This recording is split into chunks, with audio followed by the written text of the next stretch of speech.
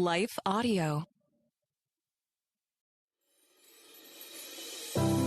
Welcome to Christian Natural Health with naturopathic Dr. Lauren DeVille. Christian Natural Health is the podcast on how to get and stay healthy, God's way. You'll hear topics on nutrition, exercise, sleep, avoiding toxicity, meditating on scripture, what supplements to take, stress management, defeating anxiety and worry, how to reconcile Eastern medicine approaches with Christianity, and a whole lot more. Now, here's your host, Dr. Lauren. Welcome back to another episode of Christian Natural Health. Today, I am thrilled to have Paul Harding with us. Paul is the owner of Total EMF Solutions in Tucson, Arizona. Total EMF Solutions started as a personal journey and a fight for his life. He experienced a complete breakdown in his sleep after a smart meter was installed on his bedroom wall in the beginning of 2011. After further research, he found that smart meters produced frequencies on the home wiring and electric field that correlated with those that are used to open the sodium and potassium ion channels in the body.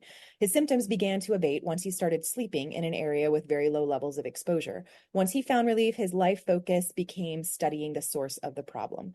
Welcome, Paul. Thanks for joining us. Well, thanks for having me, Lauren. Yeah, absolutely.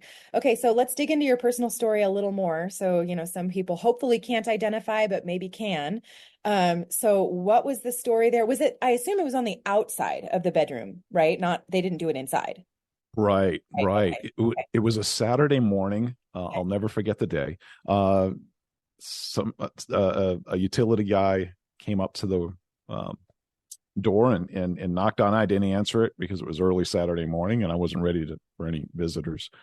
The power went off. The power came back on, and a little pamphlet was left on the door. Yeah. And it said, we installed the smart meter. And it had little glasses and it was smiling. And I thought, oh, great. Whatever. So I looked at it real quick and I went on my day, right? Said that it was going to save me money. So that night I woke up at 3:12 a.m. and it was an instant wake up. It just like from 0 to 100 in a split second, right? My heart's pounding. I had energy. I went out to the kitchen because I didn't keep a clock in my bedroom. Right. And I normally slept through the night. It was actually difficult for me to get up in the morning. Okay. So it was unusual. I could sleep 8, 9, 10 hours, no problem. Okay. And I was never rested. I would have to take a couple of naps to get through the day. And that's been throughout my life. So waking up at that time was weird. Mm-hmm. So the day went on, didn't think anything of it, went to bed that night. The next night, this was a Sunday night now, at 11 o'clock at night, I woke up again at the same time. And I went out to the living room and I sat down and I looked at a pamphlet and I looked at that smart meter and something told me, it was God, right? Yeah. Look up smart meter sleep problems. And I did. And I found all these people in California having the same issues. Right. Insomnia was part of it. Yeah. And I thought, no way. Right. Because I was a tech guy, right? I had the oh no. Yeah. I had the wireless modem on my laptop. I've had a cell phone since the 90s. I had the big brick one, and I had the other as generations became better, the phones became better. I had the latest and greatest. I had the BlackBerry and I had the iPhone and so I was researching other things that could wake me up or have an insomnia problem. Please let it not be that. Right. So I spent the whole night researching this and I came across this website called stopsmartmeters.org over in California. Yeah. And somebody had posted some good information from the Defense Intelligence Agency. And I was reading these military papers and they looked legit, they looked legit. So that morning I called SRP and I asked them to take the smart meter off the side of my house. And she said, I'm sorry, sir. That's just how we've got to, that's how we do it now. And she said, well, why do you want it taken off? And I said, I think it's waking me up. she said, well, we'll send a tech over to see if it's malfunctioning, see if it's making a noise or something. And I said, no, you're going to have to send this tech over at like 3:00 in the morning. Can you do that? Uh-huh. And so she said, no, I'm sorry, we can't do that, and blah blah blah. And I got off the phone feeling like this is hurting me and I've got to do something about it. So I started researching, and my research just, it never stopped, really. I bought these printers. They were cheap because they weren't wireless anymore, these HP printers, and I was able to print off, boxes of information. There's like over 20,000 studies on this stuff, on RF and on, and that was from the military, the Navy. I mean the U.S. NASA, and just a bunch of other different studies that have been, or papers that have been written all over the world. Mm-hmm. Well, the fight went on, and I was talking to SRP, and they were, we were going back and forth, and a budsman got involved, and she said, well, you had a smart meter back at your house over on this other street that I used to live on. Mm-hmm. And I had been living at this place for 8 years. And when I got divorced back in 2003, and on my home that I'd moved into in 1999, I believe, I was part of a pilot program. Mm-hmm. And we were waking up at the same time with the kids. And I thought it was the kids would wake up screaming at 3:12, 3:15 in the morning. I thought to myself, how do these kids wake up at this time of night, every night? Yeah. And my health just went downhill when you're not sleeping. Oh, yeah. My mouth was one of the first problems. I had a lot of root canals and bleeding gums, and gained a lot of weight. My hair was falling out, and I was, like 30 years old, and I just felt like dying. I remember going to the doctor saying, something is wrong with me. And he, did a stethoscope on me, and he said, you're as healthy as a horse. He said, if all my patients were like you, I wouldn't have any patients. And I thought, wow, he doesn't know what he's talking about, because I feel horrible. So anyway, I was part of a pilot program back then, and that meter was not on my bedroom wall. That was far away from my bedroom wall. Right. So it doesn't have to be on your bedroom wall. Yeah.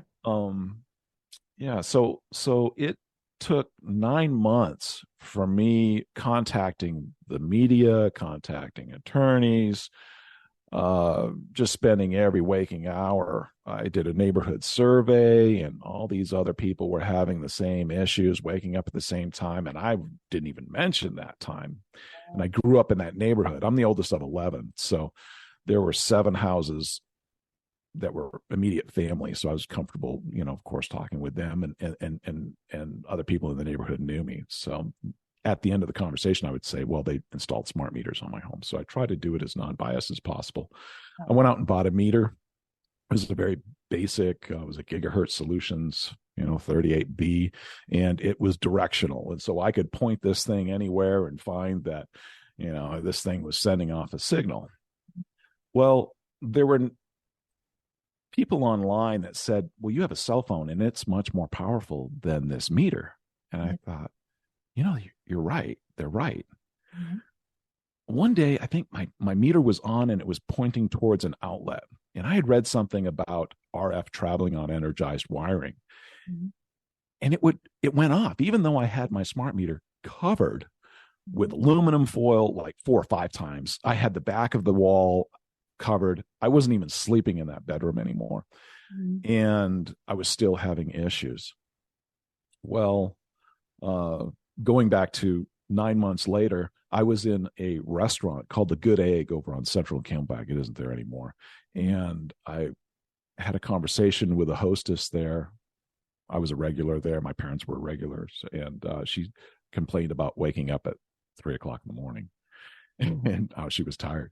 And so I started going in on how, the smart meter, blah, blah, blah. Sure. It was dumping data at that time. Yeah. Oh, wow. Is Yeah. that when it always dumps data for everybody?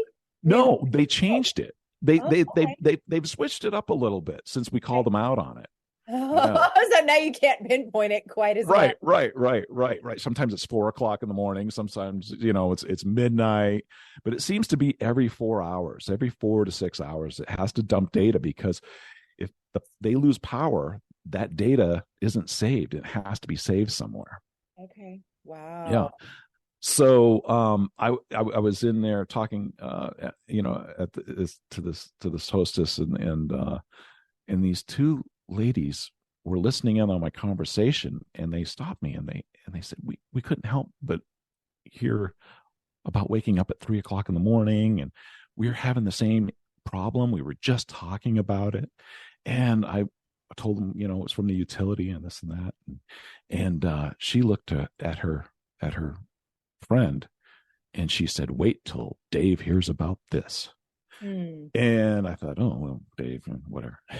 Well, as she was leaving, she said, "Oh, Dave, by the way, is my brother. He's the president of SRP." Oh, wow. Yeah, So yeah. that escalated quickly. Very quickly, very shortly, I was able to get that meter taken off the side of my house. Fabulous. Oh, that was such a God thing. That's amazing. Yeah, yeah. Very And cool. in the meantime, I'm wondering if this is really the problem. I'd never been camping before, so I went and bought, a tent and sleeping bag and everything, and I'm driving up into the forest and sleeping out there, feeling amazing. And then coming back and feeling like garbage. I had tinnitus, I had hair loss, I had muscle cramps in my legs in the middle of the night, I had acid reflux, I had heart palpitations, I had MS symptoms where my arms, weren't moving right. I had dementia. My memory loss was incredible. I couldn't remember where I put my keys. It was just so frustrating. Depression, I definitely felt like, should I just end it? Would never think of that today, of course. But yeah, it was traumatic. And so I started shutting the power off to my house. And every morning I would wake up feeling like $1 million. And I thought, wow, this is incredible. I haven't felt this good since I was a kid. And so one morning I woke up and I felt like garbage again. I thought, oh, I'm on the wrong track. This isn't real. Because I'm going into this with a 50-50 thing. I'm not sold on it because I have a family member that's a doctor, and he said, you need to just go get your head checked. This couldn't be real. And so anyway, I woke up feeling like garbage, and I found that I hadn't turned all the breakers off to the house. Wow. So it's not even just to your bedroom. You had to turn it off to the whole house in order to Right. Well, so if we were to rip out or take the drywall off every one of your walls, ceilings, and sometimes floors, you'd see wire. There's wire everywhere. We're just living in this cage of wire. They're everywhere.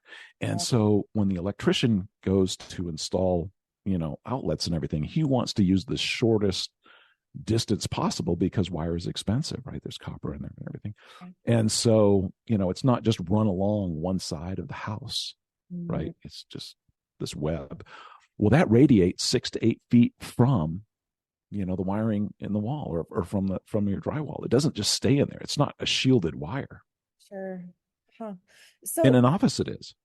So I'm wondering, I have a Gauss meter that I've just started trying to learn how to use.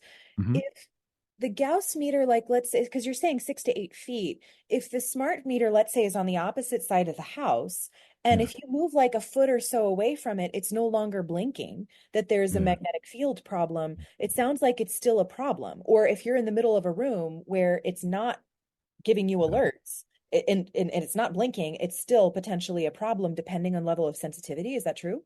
No. So first of all, you're measuring it wrong. Oh, okay. All right. So magnetic field meters, there are a dime a dozen. They're all over the internet. And I only use a magnetic field meter to find a problem. Like if the wires aren't, doing what they should be. I should say, not, without getting into it too technical. Sure. When you separate the return pathway away from the load, there's going to be a magnetic field. Okay. Okay. Right. But the electric field is what I look for in a home. I don't really pay attention to magnetic fields. Well, The utility will pay attention to magnetic fields all day long because they can't be taken to court. Right. Because magnetic fields, they've got these studies that say, oh, magnetic fields are bad, but they never check the power quality in these labs. And then they had other studies saying magnetic field was, it wasn't the problem. So it's inconclusive. Interesting. So, and all of them also measure the electric field in the RF as well. So if you're looking at those to say, like, is there a number at which you say electric field is okay below this, the RF below this, EMF below this? Do you have like a rule of thumb? Yeah. So I use to measure electric fields properly, I use a $2,000 meter. Okay. Yeah. And that's just for electric fields and magnetic fields, right? Sure. Yeah. Okay. Wow. So you just have to have the right tools in order to really know if something's a problem.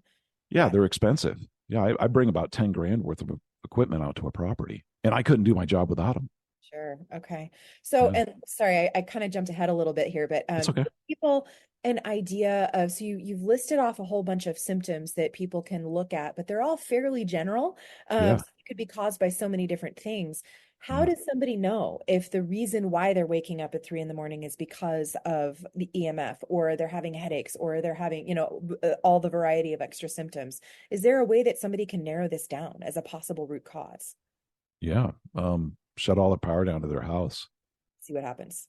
And then turn off your cell phone and all right. Yeah. Go live out in a cave. Yeah, get off the grid and see what happens. Right. Because the grid, it's not just the electric field from the wiring in the wall. Right. Sometimes it's traveling through the floor. Sometimes it's propagating through the air.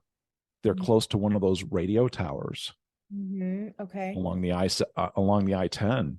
Sure. Down there, those big long towers, the energy from those, they're pumping out 50,000 watts. Can you imagine living just a couple of blocks from that? So, okay, that brings up a good question. So let's say somebody shuts off the power to their whole house, but they're right next to a cell phone tower. They're not going to feel better, right? Probably not. So camping. Yeah. Okay. Got it. But then again, camping, sometimes you're not in the right spot. I've been out in the woods testing, and the numbers were off the charts. So you just don't know unless you have the equipment, but you sure can, give it a good try. Got it. Okay. So, and speaking of the cell phone towers, is there an easy way for people to figure out if they're near one? Like maybe somebody doesn't know. Is there a site that they can go to find out? Antenna Search is a good site. Antenna Search. Okay. Yeah. Link to that in the show notes. And also speaking of cell phone towers, when did 5G actually roll out in Tucson? Do we know? Oh, I went to meetings for 5G in Tucson, I think in 2019 I was going to meetings. Yeah. Okay. So that means it was already out, or that was like the precursor? They were starting to roll the towers out then. So 5G can use a whole host of different frequencies. They can use 900 megahertz, 800 megahertz, 700 megahertz. These are signals that our cell phones use today. 1.3 gigahertz. It's not the carrier wave that's the problem. It's the information within that wave. And that was found back in the 90s. Dr. George Carlo, he was in charge of a $28.5 million cell phone study. And he found that it's the information that's the problem. It's not the carrier waves. So I know there are a lot of people out there focused on that carrier wave, but the carrier wave of 5G, that's 20 gigahertz and everything else, it doesn't penetrate the skin. But the frequencies that the information on there, they do. Your skin doesn't protect you from that. Okay. So It's not So, just those small site stuff. It's the whole generation. 5G means fifth generation. right. But it's everywhere now. What do people do Yeah. to try to get away from this? Yeah. Yeah. I had to move off grid. Did. Yeah. Mhm. So there's the cell phones, there's the electric fields that are running through potentially the walls, but certainly the sockets, things that you plug in. What are some other common sources of EMF that you find that need to be remediated for people? Sometimes it's just radio towers, Okay. FM, AM radio stations, Hmm. Hmm. um, ground current. So that's going to be a lot of people are getting into this earthing, Hmm. uh, where you connect yourself to the ground, or a sheet to the ground outlet in your wall, or out into the earth. And I can put my oscilloscope into the earth, connect my probes, and show you voltage and frequencies all day long. Hmm. The military uses the earth as a conductor for their submarines, Hmm. for them to So get are it get sorry. so are you referring to just the Schumann resonance? Or are you talking about like extra current that the power company dumps into the ground? Right. Well, the electric company, they produce 60 hertz, Okay. and 60 hertz is the frequency. They're good at that. Now Yeah. the smart meters, they produce other frequencies like Mhm. 25 kilohertz, 50 kilohertz. Okay. We took this before the Arizona Corporation Commission in a rate case back in 2017, Okay. and brought in Sam Milham, MD, MPH, along with an electrical engineer that was certified in many courts, to show that the smart meter was producing these frequencies, these kilohertz frequencies. Mhm. Pool pumps, variable speed pool pumps create them. Mhm. CFL light bulbs, LED light bulbs, pretty Mhm. much everything today that's energy efficient, solar, Yeah. all produce these frequencies. Well, the neutral on the utility side is overloaded Mhm. because they have two incoming most of the time and then one outgoing. Mhm. Well, kilohertz frequencies can only be stopped by shielded wires. Okay. So that cable, to give you an idea of why they're, or how they're shielded, that cable that comes in from the wall to your modem, Mhm. it's like it's got braided aluminum through it, and there's one little copper wire in the middle. If it didn't have that shielding on there, that would be propagating out and could be possibly distorting pictures on your monitors and things like that, because Okay. it's so strong. Okay. And is that dirty electricity that you're referring to or something different? Yeah, it's dirty electricity. Dirty electricity or supraharmonics. Okay. So there's not a government agency to protect you from anything lower than 150 kilohertz. So the Mhm. FCC looks at anything above 150 kilohertz, Mhm. whereas everything below it, below 100 kilohertz, is being used to create nerve block. Wow. Yeah. That's So, and the mechanism for that, and I sent you the paper for that, is the opening of potassium and sodium ion channels, or inactivation, activation of them. okay. And they use kilohertz frequencies. Okay. So those go internal. Your skin doesn't protect you from dirty electricity, but it does protect you from 60 hertz. And I Okay. might be getting a little complicated there in that explanation, but clean electricity is fine, right? Sure. There, it's used in therapy. 60 hertz is used in therapy. Mhm. So it's the stuff that, the dirt or the static that rides within that 60 hertz field is the issue. Mhm. Okay, so back to the issue of grounding. Are you in Uh-huh. favor of like the grounding mats and things like that, or not? Do you see those as being No, not? Okay. I have many clients that have become sick from this I was wondering about that. And why is that? What's the problem? because they're connecting to a circuit. Okay. So the earth is a pathway for electricity and frequencies. Hmm. Hmm. I can put my oscilloscope in there all day long and show you voltage and show you frequencies. It's not zero. The earth is not zero. Now, you're probably seeing people out there with multimeters, and they attach one probe to the earth and they attach one to their hand, and then they step on it and they say, look, it went to zero. The multimeter went to zero. Well, that's not a scientific measurement at all.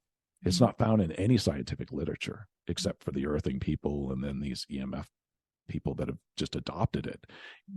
If the earth was 120 volts, okay, and you had a probe in your hand and you touched the same 120 volts, it would show zero.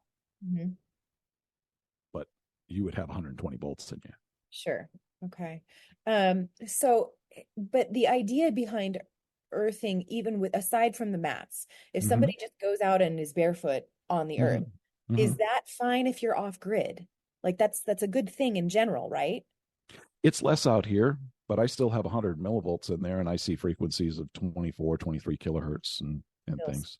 Like I see biologically active frequencies out in the middle of nowhere. The only time you're going to really feel good is when you're at the beach, and that's because electricity and frequencies can't flow through sand. Interesting. Okay. Right. So, and you talked a little bit about the idea of the sodium and potassium channels. So those potentially get disrupted, calcium channels get disrupted. Those are the main mechanisms that I know of by which EMF causes problems in the body.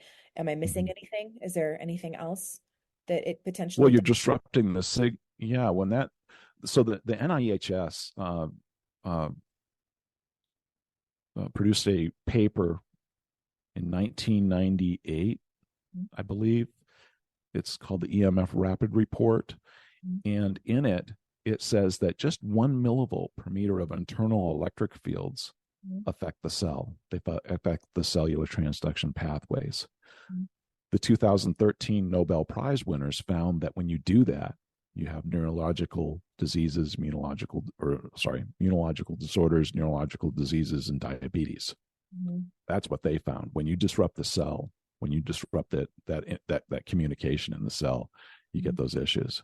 And across the board, that's what I see. When I see internal electric fields being produced within the body, it's disruption. You're going to see all sorts of problems.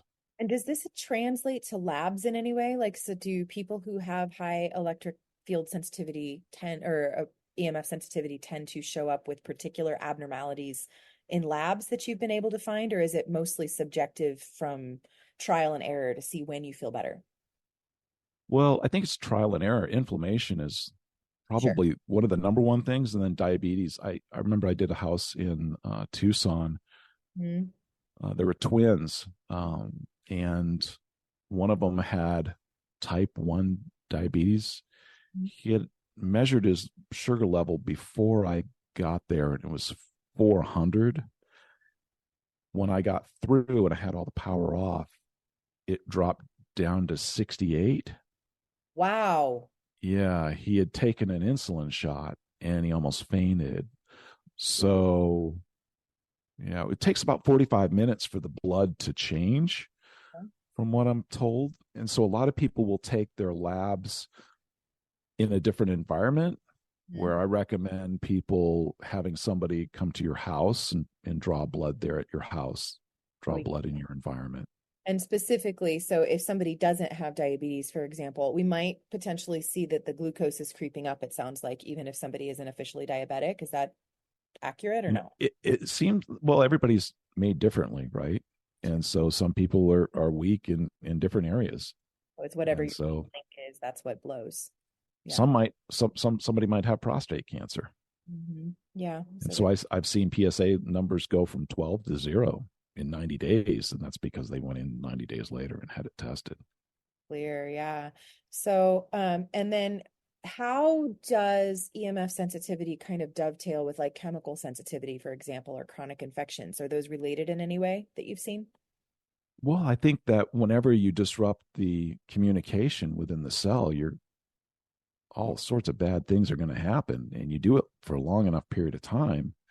And, I've been up to Snowflake, Arizona, where there are a lot of people up there with chemical sensitivity, and they didn't have dirty electricity. They didn't have any RF. They didn't have any magnetic fields, but they had ground current, and they had they had high high harmonics from the power grid. They're all on 40 acres, and just the way their houses were set up, I couldn't handle being in them for more than an hour. And so these people just continue to be sicker and sicker and sicker and sicker. They got rid of all the wood, and they got metal throughout their house, and there's electrons in that metal, and it's just a matter of it flowing.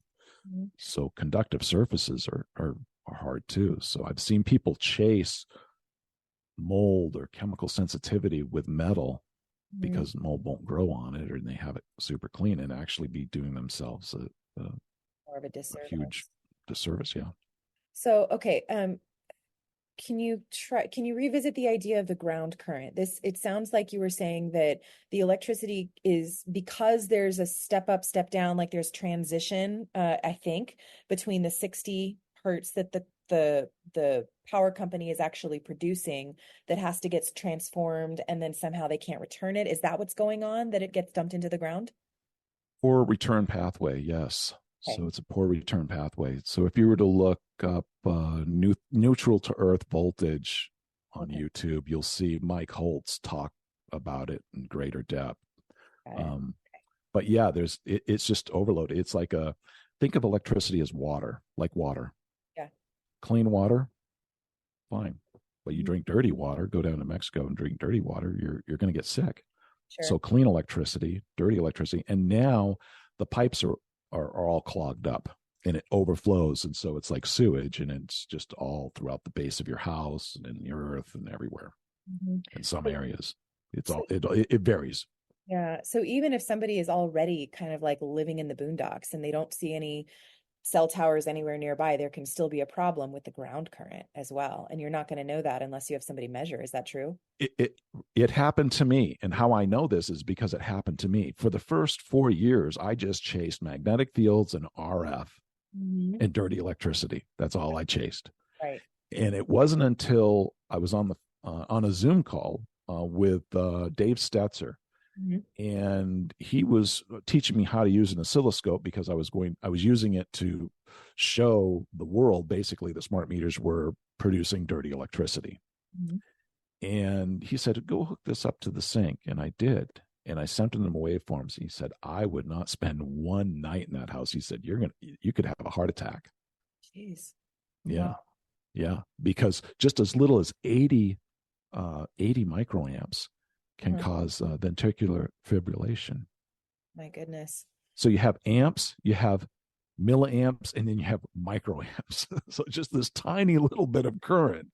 And that's right. When you're touching something that's grounded, especially when you're touching something that's grounded, like your sink or your refrigerator or even your computer, sometimes because of the cord, because it's grounded to the wall, you can have a huge amount of current travel through your body. Okay. So let's say somebody suspects they're EMF sensitive, they get off the grid, they go camping, or they shut off the breakers to the whole house, and they feel better. What are the steps? Do they then contact somebody like you, a building biologist, to come in and try to make their space clean? Like what do they do now? I'm not a building biologist. Oh, you're not? Okay. No. I went to their school, and they wanted me to perform the next class. The last class was something that, involved like a seance type of a thing. And I'm a Christian. Okay. And so I'm not having anything to do with that. And, sure. and so I followed what they were teaching, and they're very heavy on magnetic fields. Okay. They don't use oscilloscopes. They just started using oscilloscopes. And can you define that for me? What is an oscilloscope? Sure. So that's just if you're an electrical engineer, and you want to present something in court, like Dave Stetzer. Dave Stetzer used 30,000 cows. He had them hooked up to oscilloscopes.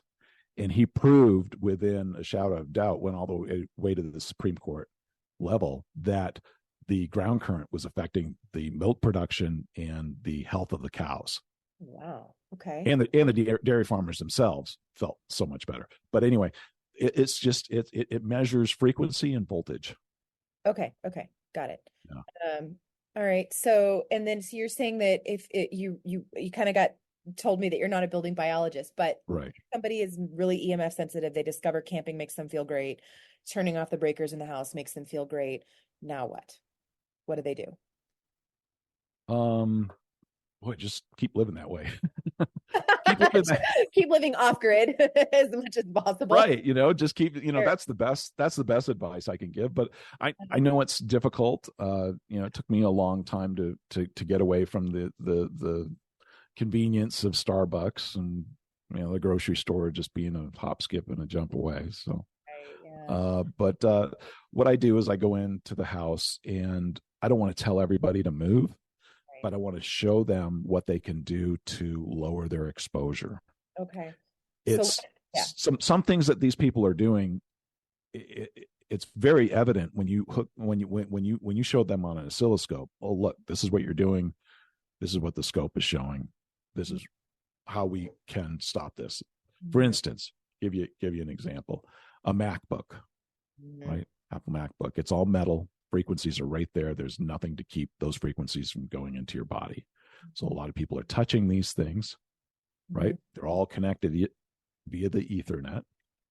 They think that they're doing the right thing, but in fact, they're actually doing the opposite. I mean, they are creating internal electric fields that are through the roof. So I see a lot of people that are sensitive using MacBooks or using metal laptops.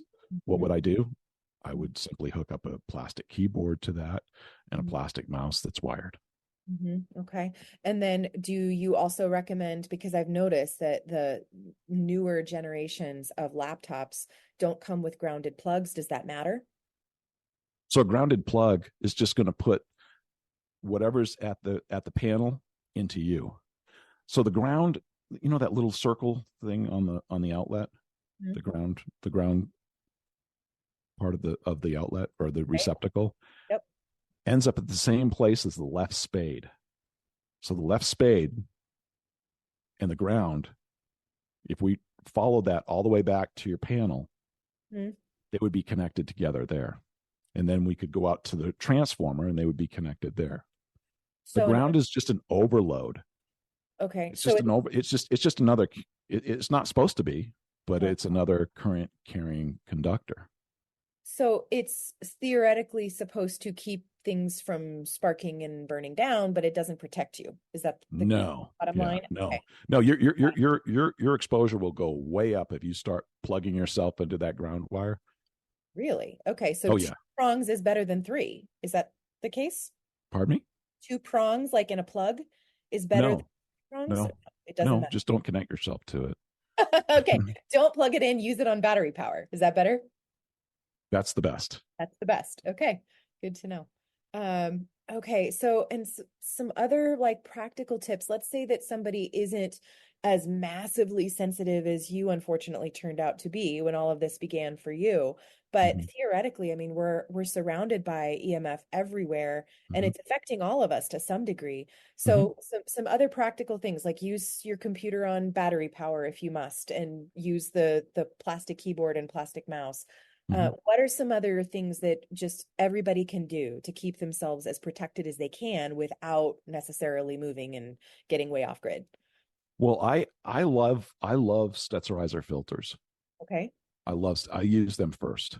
And those are dirty electricity filters? Yeah, they get the frequencies that go internal to the body out of the electric field, most likely. But a lot of times people will say, "Oh, they made me feel worse." And then you go out there to the house and they used 4 and they were all in their bedroom. Okay. You've got to do the entire house. Well, why would it make you feel worse if you do one room as opposed to multiple? You'd still think that would be a net positive, right? Yeah. Well, I don't know. I know that I'm seeing in those nerve block papers the same frequencies as what's in the wall. So are they experiencing nerve block frequencies? Are they, because I used to wake up with numb hands. And that's how I got into this, looking for why is this affecting my nerves? Because my hands would both be numb and I wasn't laying on them. So maybe it makes you feel good. Some people say, "Oh, when I plug into the ground wire, I feel better." Maybe they're getting some nerve block. I don't know. So you're a fan of the dirty electricity filters. Do you feel like somebody needs to measure the level of dirty electricity before they do those, or no? Oh yeah, they must. Yeah, definitely. And you can't say, well, it was the dirty electricity that, or these made things worse. I've been to homes where they had a radio tower, not that far away, and I was measuring that much higher than even their electric field. Mm-hmm. And I told them beforehand, mm-hmm. these filters aren't going to help you.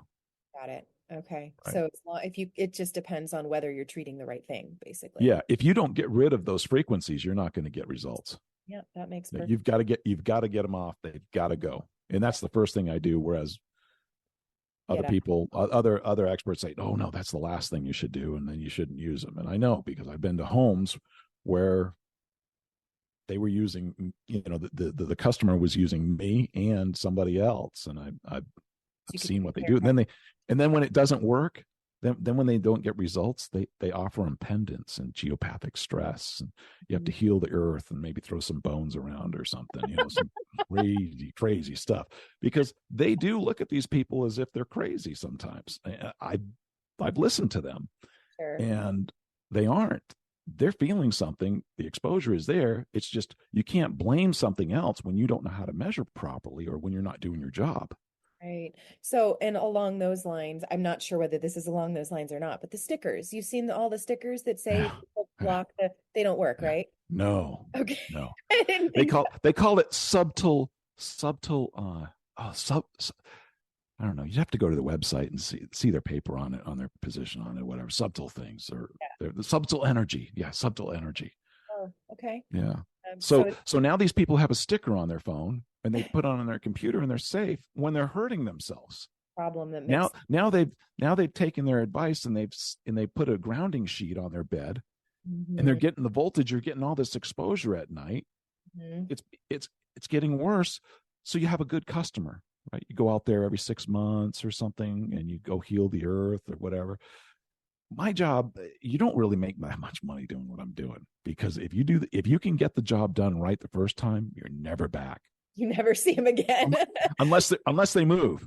Right. Right. Or unless they move or something happened. Like they bought something, like I've seen little transformers that were off brand, mm-hmm. for your phone. Mm-hmm. And they created horrible dirty electricity throughout the house. Just one little wall wart, they call them wall warts, mm-hmm. destroyed the whole environment. So I've been out there for that. Right. Those sorts where of they've things. added something. Yeah. Right. And another thing I've read about a little bit here and there are ferrite beads. Do you have an opinion on these? Do they do anything as far as attenuation of EMF? Yeah. They don't do anything for my equipment. Nothing. Okay. Got it. What about EMF blocking clothing or some of those like Faraday things for the bed? Are those useful mm-hmm. at all? Well, I used and I don't have to anymore, but if I'm in the city, I love those Swiss Shield canopies. Okay. They're awesome. They've got silver in them. Mm-hmm. But again, they're a conductive surface. So if you don't totally eliminate the electric field within 8 to 10 feet of that, you're not going to get results. Okay. And then sometimes the energy is so high that you've got to have either another canopy that's away from it, or maybe some paint on a wall that's absorbing some of that energy, because they'll spark when you touch them. Oh. So now people are being told to go wear this conductive surface on their body. Mm-hmm. Well, there's what happens when they go into an electric field and they're wearing a conductive surface. So it can actually make things worse. Oh yeah. Oh yeah. Interesting. I tell all my clients to wear cotton. Mm-hmm. Cotton isn't conductive. It doesn't create static. So whenever you're creating static with polyesters and nylons and things like that, you are creating a charge in your body, and you're a capacitor. Mm-hmm. You can hold, I think they said you can store up to 3,000 volts. Goodness. And they've measured to where they're still finding voltage in a body, mm-hmm. even in the morning. So I tell everybody to take a shower before going to bed, or stand on some aluminum foil and dissipate that charge that you built up throughout the day. Mm-hmm. Even when you wake up in the middle of the night due to a data dump, have some aluminum foil right there and just put them up on the bed, put your feet on it, and mm-hmm. dissipate that charge that you just built up in your body. And that's what grounding was supposed to do, but you don't need to do that. But yeah, if you research how to dissipate a capacitor, you just put a piece of metal between the two leads, and that's your feet. And, Interesting. yeah. So what have I not asked you that you want to make sure you leave with our audience? Oh, I don't know. I don't know. That's just my catch-all question. You don't have to have an answer. Well, ask me anything. Yeah, too bad we didn't have any callers or anything. Sure, right? I know. I'm But sure there's lots of extra questions that we've generated. So speaking of which, where can people go to learn more about you and contact you if they want to? well, my website's totalemfsolutions.com. And I do travel, all over the country, worldwide. Yeah, that would be that would be the best. If they had somebody on the East Coast, I would contact Dave Stetzer. Okay. He's really good. This guy spent a lifetime in this industry. He was making really good money over at the utility with the utility companies back east, and when he got into helping people with these filters, he lost all of his employees except 2 or 3. He had like 20. Wow. And he didn't care. He devoted his life, and he lost a lot of money making these filters. Now, there are others out there, and I think they're inferior. I pulled them apart, and I've just seen how they're made, and they just copied him. They weren't electrical engineers. And then when you are measuring dirty electricity, make sure you get a Stetzerizer microsurge meter. Okay. Yeah. He's helped me out so much. I wouldn't have been able to get results in my life without him and his work. And Sam Milham, Dr. Sam Milham, MD, MPH, spent a lifetime again researching electricity, dirty electricity. He's written over 200 papers on this stuff. I give them the credit. I'm just standing on their shoulders, and Professor Martin Graham, or Dr. Martin Graham, out of a professor out of Berkeley. He's passed away. Brilliant guy. He has 48 technical patents. And these are things that we use in everyday appliances and computers, how we get internet over a phone line. I think one of his patents is for the guidance system for the ICBM missile, part of it, the spirometer. Yeah. And these guys, they did all the work, and I got to meet him. I got to meet Sam Milham when we hired him for a case as an expert witness here at the Arizona Corporation Commission. Oh yeah, get your smart meter taken off. Get your smart meters off. Yes. Right. You can do that in most of Arizona. APS, it's $5 a month. Whereas in other parts of the country, either you can't get it taken off, or it's 30 or 40, something ridiculous. But anyway, I got to meet him, and then I got to meet Stetzer, and really just followed their work and followed their advice. Awesome. Well, I will definitely find Dave Stetzer's information, and we'll link to that and to your website in the show notes as well. And thank you. This has been very enlightening and educational for me, and I'm sure for a lot of our listeners as well. I appreciate it. Well, I hope so. Yeah, I hope this helps everybody. Really, I'm not out here to make money. I'm just out here to get the information out. I'm more of an activist first, and it kind of made me. If they just taken that meter off the side of my house, then none of this would have happened. I would have. Yeah, I would have been down the road. Yeah. But it's big. It's a big time problem. We wrote about it in a docket, talking about how there's going to be a pandemic, and then COVID came along, and it got all the glory, but nobody was talking about how the EMF was or could be a problem. Going back to, and I don't mean to, I know we've got a few minutes here left. So going back to the kilohertz frequencies, just remember they kill and they hurt. Yeah. Kilohertz, they're thousands of hertz. So going back to the Spanish flu in 1917, the main carrier wave for wireless, because they had wireless back then, these massive antennas, we could research it, was like 20 kilohertz, 50 kilohertz, and they were sparking it. They were pulsing it. So whenever you pulse this, it really messes things up. Now, I wasn't there, right? Okay. But I do, and I have heard of reports of taking blood from a sick person and exposing a healthy person to it, and they couldn't get it to, they couldn't get the same results. Mm-hmm. So Woodrow Wilson actually signed an executive order at the same time stopping all wireless communications with ham radio operators. And we were in a war back then, so everybody was wondering, what the heck is he thinking or doing? And he was a sick president.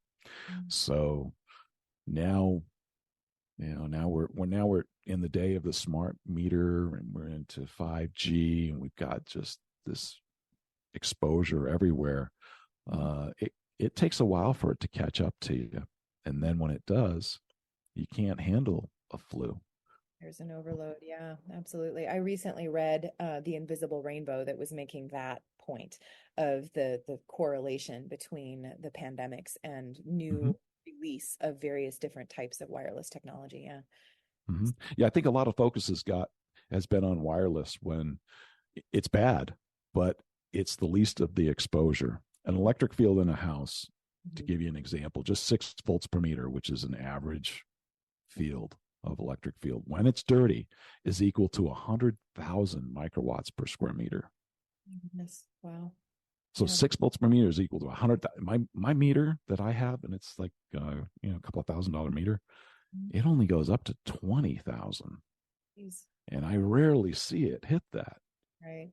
Yeah. So if you don't take care of that, and I actually in a roundabout way, I was in the author's house, and he didn't like those filters, and he had some horrible dirty electricity. Horrible dirty electricity. I think that's the thing. Everybody's going after the wireless, when in fact it's the grid, and I'm making a lot of enemies with the most powerful entity on the planet. The utilities. They get their money no matter what, right? Yeah, absolutely. But people need to know, where they need to start looking. So yeah. Well, thank you, Paul. This has been very, very fascinating and enlightening. I appreciate your time. Well, thank you for listening, and hopefully it helps. Yeah, thanks. Are you looking for a holistically minded healthcare practitioner who truly treats root cause rather than symptom suppression? Unfortunately, even in the alternative healing professions, this isn't a given. That's why I've created wholehealthdoctor.com, a resource to help connect patients to healthcare practitioners in their area who share a root cause philosophy. Alternatively, most of the practitioners listed also practice telehealth. So if there isn't anyone local to you, you can still find a great practitioner to help you regain optimal health. Go to wholehealthdoctor.com. That's wholehealthdr.com. Type in your location or adjust the specialty that you're looking for and find the practitioner who's right for you. Thanks for listening to Christian Natural Health. This show is run by you, so please write in with topic and guest suggestions for future shows. For more great content, subscribe to Dr. Lauren's blog at www.drlaurendeville.com or follow her on Facebook or Twitter at Dr. Lauren DeVille. If you enjoyed the show, don't forget to share it with your friends and give us a 5-star rating in iTunes. It really helps us to stand out so other people can discover great content as well. Have a great week and God bless you.